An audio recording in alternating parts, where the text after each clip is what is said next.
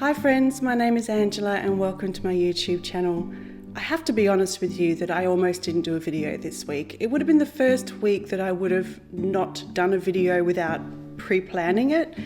And the reason was because I'm just feeling a huge amount of overwhelm at everything going on in the world right now. If you are also feeling that same 2025 brain on overload, you are not alone. And then I decided to do what I always do when life gets a bit overwhelming, and I turned to books. Books just aren't entertainment to me. They are a reset button. They are a place to breathe. So today I'm going to share with you a selection of books that bring calm and perspective and pure escape when everything else feels so loud. So let's start with some books that will help you to simply breathe. These are the books that are gentle and uplifting and remind you of life's small joys when things just get too chaotic. When all else fails, Winnie the Pooh will put it right. There is nothing quite like stepping into the 100-acre wood with Pooh and his friends, who show us that small and gentle adventures can still be tough. The friendship is so sincere, the humour is really soft, and the pace is unhurried, so you can spend as much time as you like in this world.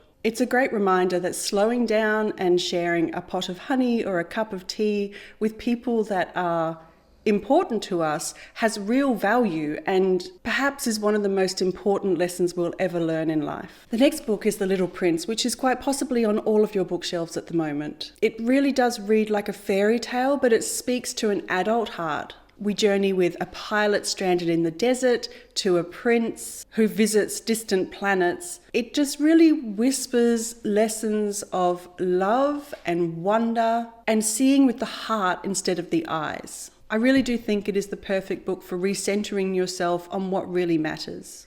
And it's such a slim read, you could read it in no time at all. Now, if you enjoy Winnie the Pooh's gentle charm, I would definitely recommend A.A. Milne's Happy Half Hours. It's a collection of Milne's very light essays, some small observations on everyday life with a really genuine wit and charm that only can come from A.A. Milne. It's really perfect for dipping into if you only have a small amount of time. There are essays on A.A. Milne's literary life, including Lewis Carroll, Oscar Wilde, his own library, married life, home life, public life, meditative life, and peaceful life. And I think there is a little bit in here about Milne's beliefs of pacifism.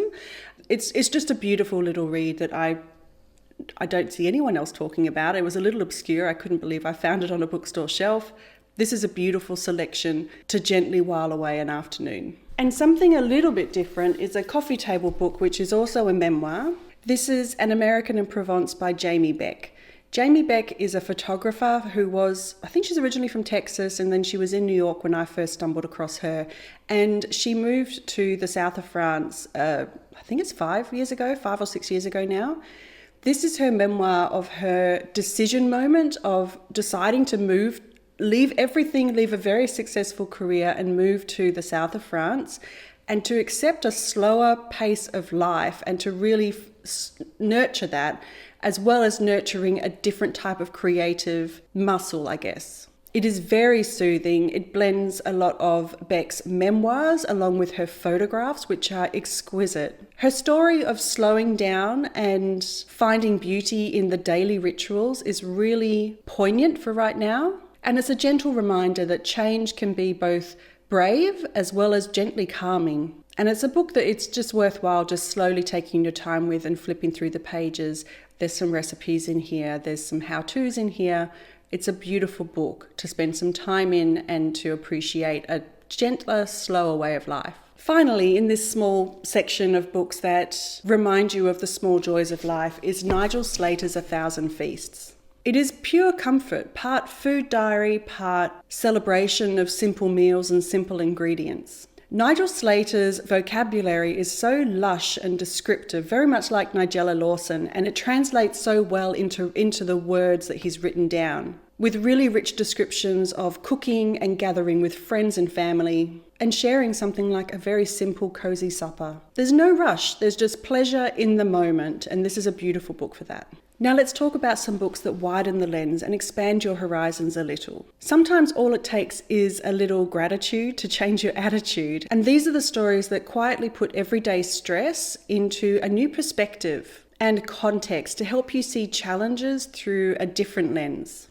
First up is Nella Lasts War. This is the Second World War diaries of Housewife 49.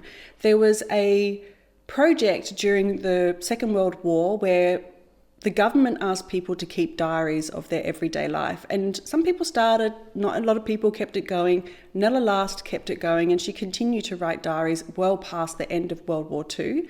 And this is her account. This is actually a slightly foxed edition, slightly foxed in London. They have such beautiful books that are really a pleasurable reading experience. So these are the real wartime diaries of an ordinary British housewife. And in the midst of air raids and rationing, she manages to capture the small joys, the quiet courage that is required, and the resilience of herself and people around her. For me, a book like this puts daily annoyances into perspective. And that if she can find hope in the midst of chaos, then I can handle that in my own modern world as well. This is one little passage. Saturday, 3rd of May, 1941. Another disturbed night. The guns and bombs were so bad on Merseyside that our windows and doors rattled. I called in at the grocer's to see if any marmalade had come in. I prefer it to jam for my ration and was so lucky. I got a tin of casserole steak and I'll put it carefully by on a shelf. I could do a lot with it if I had to. Just reading that, I think I might end up picking this back up again this weekend. If you can get hold of it, it's a beautiful way to put perspective into our modern life. Another book for putting things in perspective is Laurie Lee's Cider with Rosie. This is Lee's memoir of growing up in a Cotswolds village after World War I. And it just brims with sensory details, orchards in blooms, local festivals, and first love. Lee's lyrical prose turns these ordinary things into something really magical and reminds us that sometimes the most beautiful things are hiding in our own backyard, and it's well worth the time to explore them. Another book that puts things into perspective is Little House on the Prairie from Laura Ingalls Wilder. Children's books are a great option, in my opinion, for any time you need to escape the overwhelm. And Little House on the Prairie is a great one for this perspective. And as we follow the Ingalls family as they are pioneering the American frontier, it really shows the grit and resourcefulness of these people. I think reading this book today highlights how many comforts we may now take for granted. Simple things like having more than 4 chairs in your house, or knowing that your house is heated, or where your next meal is going to come from. It also helps to highlight how our adaptability can turn hardship into an adventure. Now, sometimes you don't need perspective. You just need an escape, an adventure, a mental break, holiday, or vacation. These books will whisk you away to other worlds, and you can forget your worries in this current one for at least a time. Firstly, I could put a number of Benjamin Meyer books on this list. He is one of my favourite authors, and he always finds, I feel like there is always an uplifting element to his stories, at least the ones I've read so far. There's a few dark ones I haven't yet read.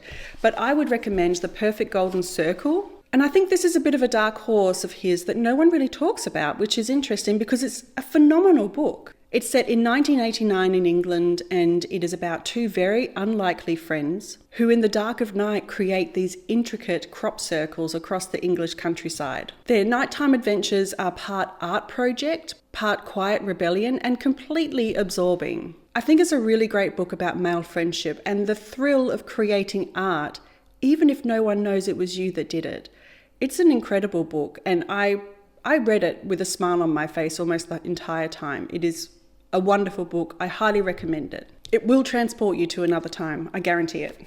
Another British book, and there are quite a few Brits on here, and I think that's just because they do it very well, but this is Old Herbaceous by Reginald Arkell.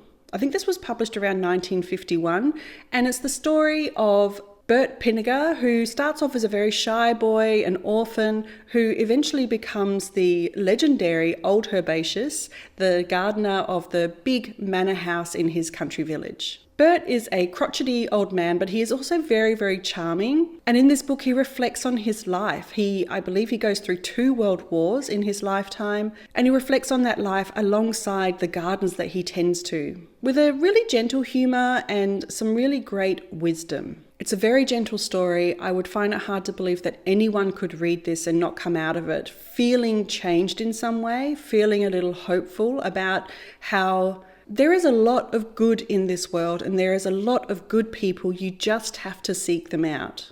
It's a fantastic read to escape into another world.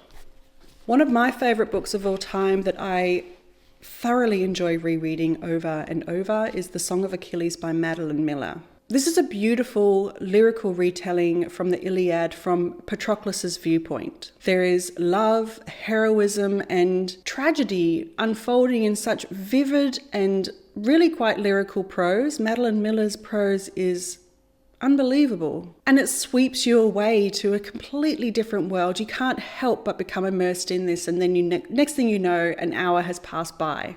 It's heart-wrenching, it's exciting, it is one of the most beautiful books on this planet. Another piece of Greek mythology retelling is Atalanta from Jennifer Saint.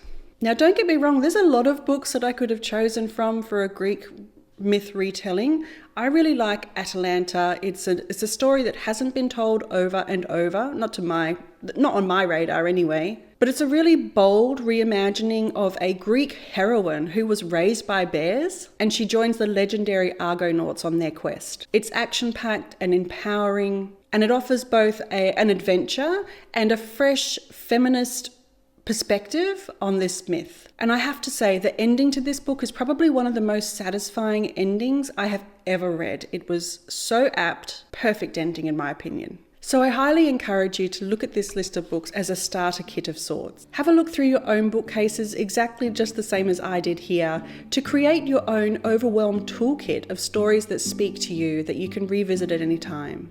Perhaps it's poetry, a fantasy series that whisks you away, or a graphic novel that makes you laugh. Stay safe, friends. Have a wonderful week of reading ahead, and I will speak with you soon. Bye.